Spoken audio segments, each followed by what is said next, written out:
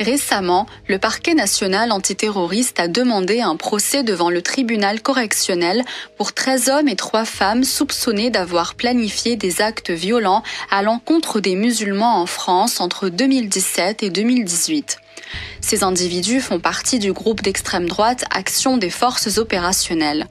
Leur projet incluait l'empoisonnement de nourriture halal, l'assaut d'une mosquée et même l'assassinat de 200 imams. Selon le parquet national antiterroriste, ce groupe structuré avait pour véritable but de préparer ses membres à affronter la communauté d'origine arabo-musulmane, la considérant comme un ennemi menaçant la survie de la population française.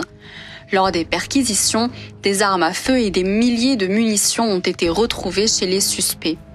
Le leader de cette organisation est Guy Sibra, un ancien policier qui avait déjà fait partie d'un groupe d'extrême droite nommé Volontaires pour la France, qui s'oppose à l'islamisation de la France. Il quitte ce dernier après les attentats de 2015 car il le jugeait inactif. Il fonde alors le groupe Action des forces opérationnelles, déterminé à passer à l'action. Et les renforts ne tardent pas à arriver autour de Guy Sibra.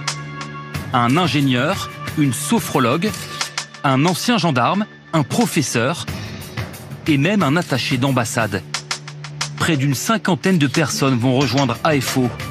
Contrairement aux partisans d'extrême droite du début des années 2000, qui étaient majoritairement en marge de la société, ces individus sont pour la plupart bien intégrés socialement.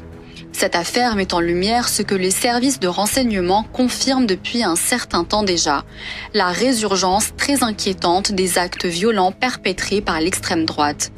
Depuis 2017, 10 projets d'attentats terroristes ont été déjoués.